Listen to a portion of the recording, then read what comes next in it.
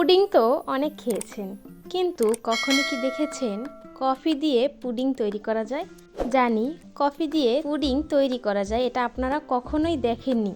আজকে আমি দেখাবো মাত্র 10 টাকার একটি কফির প্যাকেট দিয়ে কতটা মজার কফি পুডিং তৈরি করা যায়। আসসালামু আলাইকুম, welcome to my YouTube channel liner রান্না। আজকে আমি নিয়ে এসেছি দারুণ মজার একটি রেসিপি, কফি পুডিং। চলুন তাহলে দেখে নেই কিভাবে এই কফি পুডিং তৈরি করলাম। আশা করি ভিডিওটি স্কিপ না করে পুরো ভিডিওটি দেখবেন। দেখতেই পাচ্ছেন কফি পুডিং তৈরি করার জন্য প্রথমে আমি ক্যারামেল তৈরি করে নিব। ক্যারামেল তৈরি করে বাটিতে সেট করে নিলাম। এরপর একটি বাটিতে 3টি ডিম ভেঙে নিলাম। তারপর দিয়ে দিলাম স্বাদমতো চিনি। এরপর দিয়ে দিলাম সামান্য ভ্যানিলা এসেন্স। এতে করে ডিমের আলাদা গন্ধটি চলে যাবে।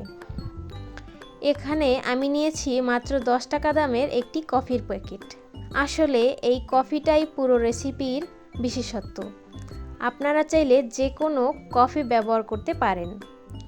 এখন কফিটা ডিমের মধ্যে একদম পুরোটা দিয়ে দিলাম। তারপর আমি দিয়ে দিলাম 1 কাপ জাল করা ঠান্ডা দুধ। সাথে দিয়ে দিলাম মিষ্টিটা একটু ব্যালেন্স করার জন্য সামান্য লবণ।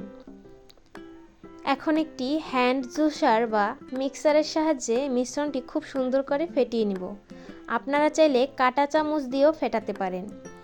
এটা নতুন একটি রেসিপি, সবারই পছন্দ হবে। আর যারা কফি ফ্লেভার পছন্দ করেন তাদের তো আরও বেশি ভালো লাগবে। ফেটানো হয়ে গেলে আমি একটি ছাঁকনির সাহায্যে ক্যারামেল তৈরির বাটিতে মিশ্রণটি ছেঁকে ঢেলে নিলাম।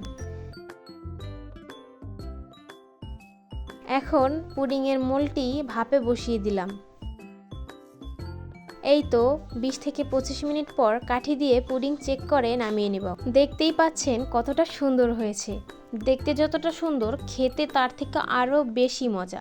এতে যে কফির ফ্লেভার আছে এটা সত্যি অসাধারণ। বাসার সবাই খুব পছন্দ করেছে। যাদের কফি পছন্দ তারা তো আরও বেশি মজা পাবে এই পুডিং খেতে। আশা করি আপনারা বাসায় ট্রাই করে আমাকে জানাবেন। সত্যি বলতে এই কফির পুডিংটি যে কেউ বানাতে পারবে। নর্মাল যেভাবে আমরা বাসায় পুডিং তৈরি করি ঠিক তেমনই, কিন্তু এর সাথে একটু আমি কফি ব্যবহার করেছি। আপনারা সবাই বাসায় তৈরি করে দেখবেন কেমন লাগে খেতে। আজকের মতো এখানেই বিদায় নিচ্ছি। ভিডিওটি ভালো লাগলে লাইক, কমেন্ট আর সাবস্ক্রাইব করতে ভুলবেন না। দেখা হবে নতুন কোনো ভিডিওতে। ততক্ষণ ভালো থাকবেন, সুস্থ থাকবেন। আল্লাহ হাফেজ।